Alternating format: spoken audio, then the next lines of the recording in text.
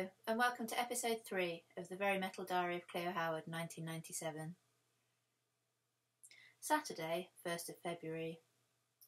I went to Jackson's with Jenny this afternoon. We bought embroidery thread for making friendship bracelets. I got red and black, and she got purple and black. Her mum Pam found us a big safety pin each, and we got started. Then we went to the Green Man with Ian. It was just the 3 of us tonight, but it was still a good laugh. Sunday, 2nd February. Today, Dad and I went to see Nanny Howard. She said she'd missed me and gave me a £5. We watched the telly, EastEnders Omnibus, and we had some baked wild tart. She gave me a big cuddle when I left and told me I was welcome any time, and if I ever need anything, I should ask. When I got home, Mum was in a foul mood.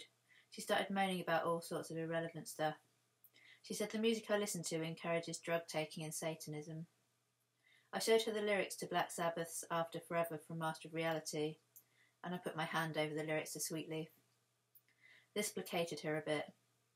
I don't think she likes it when I see Dad. The quickest way to get her in a bad mood is to mention him or that side of the family. Monday, 3rd of February. Ian and I got soaked on the way to school today. In textiles, Mark Dobbs kept telling me to put my arms out. I thought he was admiring my Alice Cooper t-shirt, but actually he was looking at my nipples. I wasn't wearing a bra today because they're all in the wash basket. Are all boys this revolting? Do all men pervert every opportunity, even old men in their 40s like people's dads and uncles? Tuesday, 4th of February. I'm wearing a bra and a vest today. My nipples are not for public consumption. Me and Jenny both gave Ian a friendship bracelet. You have to make a wish when you tie it on, and when it falls off your wish will come true. We made them for each other too, so now we've all got 2 wishes. Matty Bateman got thrown out of home ec for farting today. He claimed it wasn't him, it was a mouse. Mrs. Savage said he wouldn't do that in his kitchen at home. After the lesson, Ian said he has heard Matty fart in his kitchen at home, so Mrs. Savage is a liar. He would do that at home. Wednesday, 5th of February. CDT is basically just colouring in. It stands for Communication, Design and Technology, and we are meant to get a go on the computers, but we never do because the business studies class is always using them. Today, we were given a sheet of shapes to colour in so that they look 3D. You just have to do darker edges, then leave a white bit for where the light would shine. Kerrang has Corn and Sepultura this week, so it's just about worth buying. It also has Red Cross. I love their Phase Shifter album, but all their other stuff is an indie drone I can live without. Terry told us today that we should listen to Queen and Elvis. You need to acquaint your young ears with rock royalty, he said at breakfast time. Thursday, 6th of February. Owen Tranter has been suspended. He bit Jessica Rice on the bottom. Dazza was in the maths class it happened in. It was not long after Mr. Kennedy had said that everybody needed to aim for full attendance if they want to get a good grade at GCSE.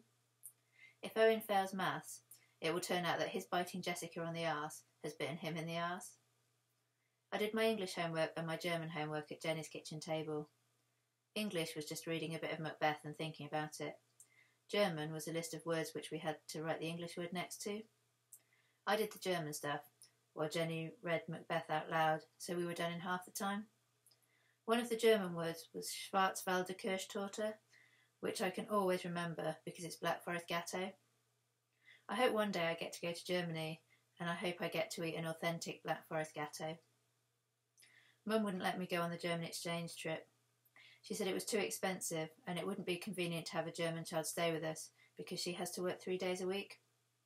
I was sort of relieved because I don't think I have enough conversational German for it not to be weird. I also wouldn't want to miss going to the pub. Friday, 7th of February. Where I sit in biology is also where Tyrannosaurus Rex sits in biology. He scratched the Slayer logo into the wooden bench with a compass last year. I like to look at it and know that he's been sat here, not paying attention to.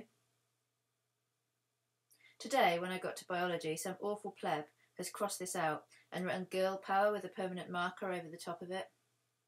What precisely is girl power? The Spice Girls are constantly going on about it. It's probably just something they've been told to say by their record company. Clarity, Spices, please. Saturday, 8th of February. When I wrote yesterday that where I sit in biology is also where T-Reg sits in biology, I should clarify that we have biology at different times, so I'm not sitting on his lap during biology, although that would be sort of wonderful, but not because everybody else would be there too. The Green Man was amazing tonight. T-Reg was there, Simon the Raspberry was there, Bob and Sadie too. Bob was saying how much he likes a weekend to be full of booze and birds. He is rumoured to have had sex with Ella. I know Simon the Raspberry hasn't had sex because everyone teases him about it. I don't know about T-Reg or Sadie. Simon the Raspberry follows Sadie around like he's a lost lamb. She's the only punk in our entire school. She's got punk mates, but they don't go to our school. Tonight, she was wearing a black leather skirt, fishnet tights with holes in, and an Amoebix t-shirt. She's got a medium-sized chest. No one else had heard of Amoebix. She said she has Amoebix for breakfast, like most people have Weetabix. I usually listen to Slayer and have Cocoa Pops if there's time. If there's not time, I have a Bounty on the way to school. Sadie put loads of cool stuff on the jukebox. She put on X-Ray Specs, Oh Bondage Up Yours, L7's Shove, and the Lunar Chicks down at the pub. She told us to call her Shot, which is her nickname. Her surname is Gunn. I wish I had a cooler name than Howard. When people hear Howard, they think of Howard the Gerbil from Roland Rat, or Howard and Hilda from Ever Decreasing Circles, or Howard from Last of the Summer Wine. T-Reg was being really filthy tonight, and he did the tongue between two fingers oral sex on a lady gesture. He claims to have 2 girlfriends. Sadie, Shot, said, "Yeah, your right hand and your left hand," and that shut him up. Sunday, 9th of February. I had a big lie-in. I wonder if T-Reg does have 2 girlfriends. He claims that neither of them live nearby, and this is why no one has seen them. If he's already got 2 girlfriends, he won't want a third. I've got the Cocoa Pops jingle stuck in my head, and I'm trying to blast it out with 9 Inch Nails' Pretty Hate Machine. Monday, 10th of February. For a Monday, today has been very acceptable. School's almost good. I never really mind school except for getting up early, PE, maths, and when Karina Norman is acting up. Today, Karina Norman wasn't there. She's the class bitch, dear diary. She's what Nanny Howard would call a nasty piece of work. Today we did aerobics in PE with a supply teacher, and maths was about angles which I can understand. Ian made me a mixtape. I saw T-Reg in shorts. I made macaroni cheese for tea, and it was the best I've ever made, with a really smooth cheese sauce. Mum had some when she got in from work, and she said it was perfect. Then I listened to my mixtape from Ian. Side 1 has got Megadeth's She-Wolf, Bolt Thrower's Where Next to Conquer, Alice Cooper's This Maniac's in Love with You, Venom's Lady Lust, The Great Cat's Beethoven on Speed, Slayer's Die by the Sword, Wasp's Love Machine, Manowar's All Men Play on 10. It's cheesy, but it's kind of good. Flotsam and Jetson's Hammerhead, Motorhead's Sacrifice, Gangrene's Alcohol, and Napalm Death's Social Sterility. Now, as you can imagine, that's pretty good. Side 2 is just as good.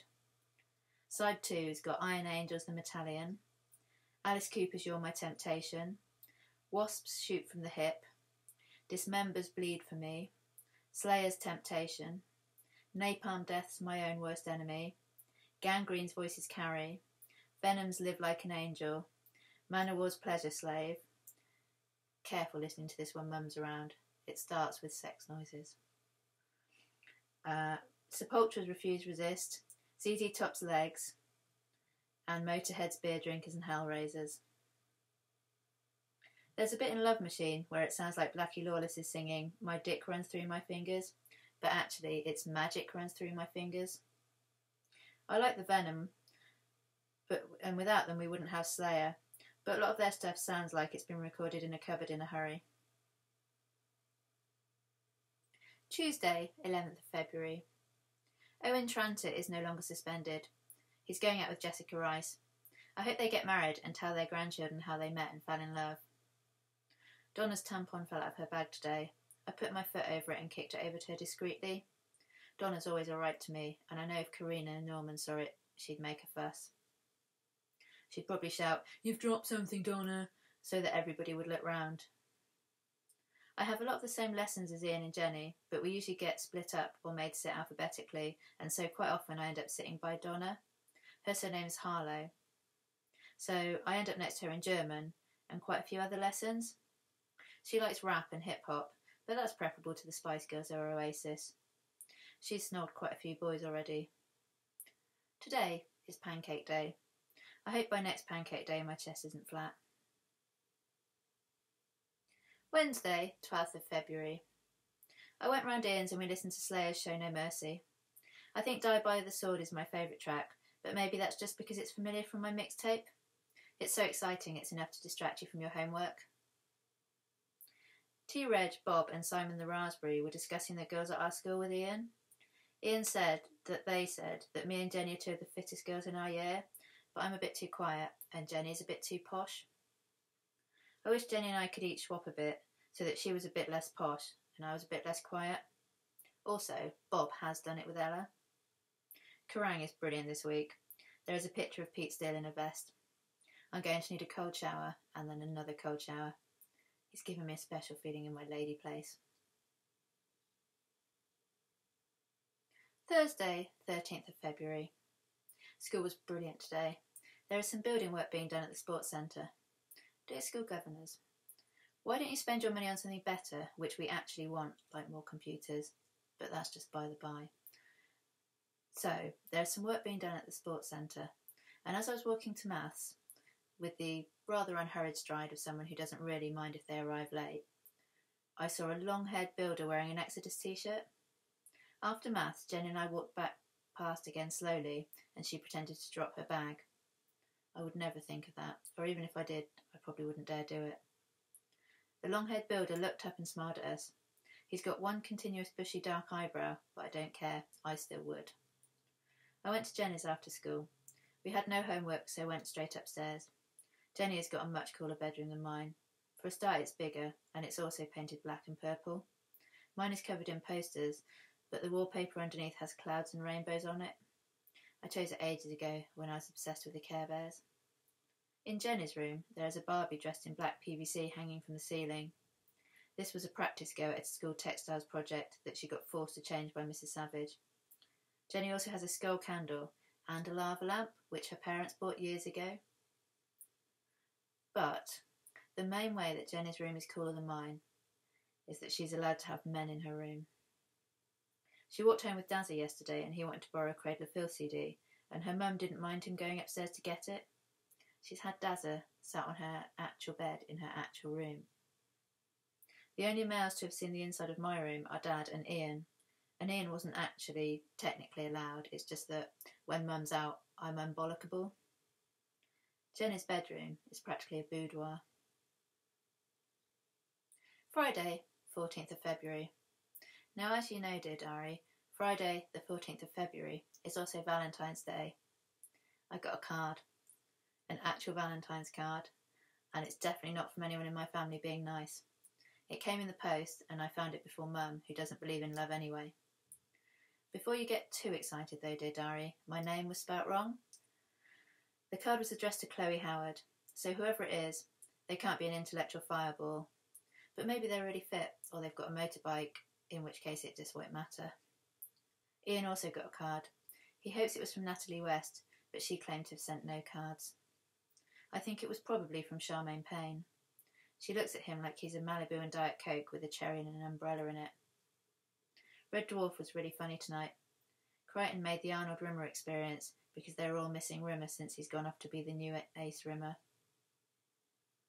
Maybe I should make the Chaz Howard experience to help me out when I'm missing Dad.